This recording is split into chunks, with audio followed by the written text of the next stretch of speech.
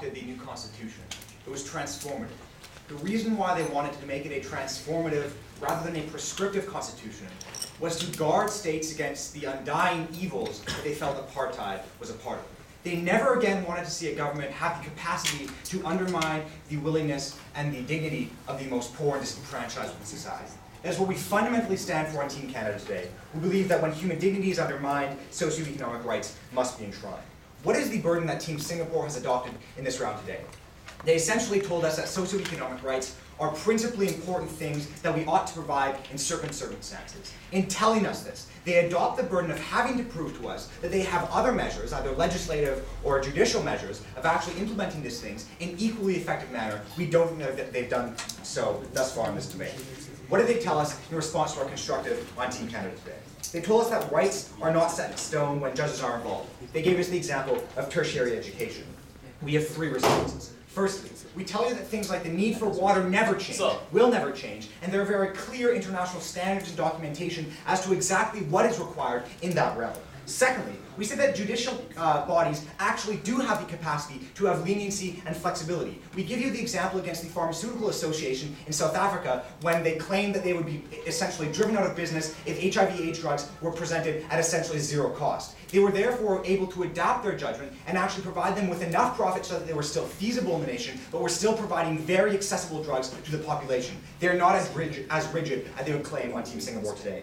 Lastly, we would ask Team Singapore to reply to a lot of policies that are actually revenue neutral. So instead of having taxes invested in the neighborhood in which you live, like in Colorado, for instance, so if you live in a rich neighborhood, you have very good schools, but instead of actually taking the taxes that you receive regardless and spreading them out across the state. We think a lot of the policies that we have are actually revenue neutral and actually cost no more money under our model than it would under theirs. Secondly, they talk to us about how socioeconomic rights exist in some places already.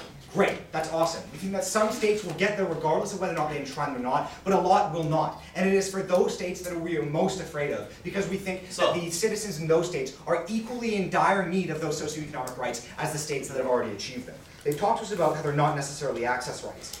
When we asked them a POI about negative rights and why they support political rights in the Constitution, they told us it was because they do not require the state to take any kind of action. That is false. Negative rights are emphatically positive rights. How so? Because you need an apparatus for private property, no thank you. You need the government to be able to spend money on prisons. You need the government to spend money on policing and security. These are all obligations of the state, even if they are described by negative rights. They need to show us why this isn't the case. So what did they tell us? No thank you, and they're constructive. They told us that it undermines democracy. We say that we have a principal objection to somebody being able to vote away my right to eat or to have water, just as much as we are opposed to somebody voting away my right to have, like, the freedom of religion, ladies and gentlemen. They have not differentiated why this is different in the case of political rights or why it is more important. So, no, thank you. Secondly, they talked to us about claim to resources and why that is especially problematic because you are taking resources away from other people within society.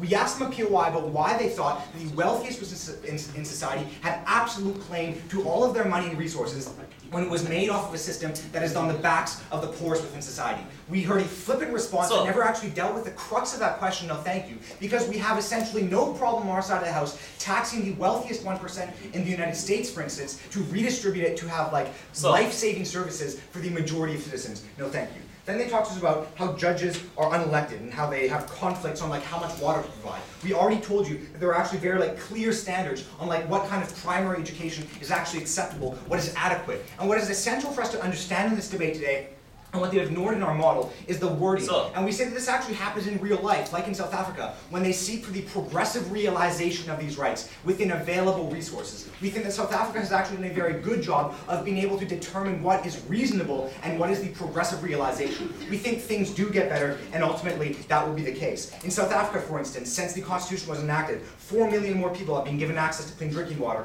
900,000 housing units have been completed. 1.5 million people now have access to electricity. These are all steps in the positive direction of having access to basic human dignity. They have yet to give us a response as to why that should not be the case. Now, let's get into the last constructive matter on Team Canada, but before that, yes. If you truly believe the right to eat supersedes all other rights, would you make it a legal obligation for the developed world to give all their money to the developing world? Absolutely not. We think that governments in the developing world have the capacity within their reasonable access to give resources, like in Nigeria or like in Namibia, for instance, which is taking steps to enshrine these things, like South Africa has done. We believe that states have obligations to their own citizens, and that's why it needs to happen internally. Lastly, let's talk about transformative governments. We think that essentially, under their model, purely having political rights simply entrenches, no thank you, private inequalities. Why is this the case? Only having negative rights disempowers the state from actually intervening in the public sphere to advance democracy and redistribute resources. Why is this the case? We think that negative rights alone subordinate a citizen to their stronger counterpart. The state cannot act to redress private inequalities. We are talking about corporations. We are talking about the 1% in the US that controls 50% of the wealth, ladies and gentlemen. We take issue with that on Team Canada today. We see that states that have forfeited their responsibility to the disenfranchised individuals within their states in the place of corporate interests and influence can only be corrected with constitutions. So what type of influence are we talking about? I'll give you examples after this POI. So corporations tend to have better lawyers than average individuals. If you want the judiciary to enact socio-economic rights, won't corporations have an advantage? I'm sorry, no, because when you have to protect the healthcare rights of every single citizen, you often have to redistribute taxes and redistribute money where that is appropriate, like we have shown you in South Africa, ladies and gentlemen, where we actually place limits on the profits of pharmaceutical companies to ensure that everybody with HIV/AIDS in South Africa actually has access to the antiretroviral drugs that they need. It is in no instance in the benefit of these corporations to have them enshrined. So what descriptive measures can constitutions actually take to enable these kinds of things? We say that when you have wording like unifying and integrating the health system which are founded on the World Health Organization's primary healthcare approach, that is the wording that is utilized in South Africa. So how does this translate into a reality? How does this translate to actually real tangible benefits for the people? Firstly, we say that you limit corporate interests. Like we told you about South African government versus Pharmaceutical Manufacturers Association. In that case, pharmaceutical associations claim that they would be unduly hurt when you took away profit from them, but because the socio-economic rights and the right to basic health care was enshrined in the Constitution, they ruled in favor of the claimants who could not get access to antiretroviral drugs because of their prohibitive cost.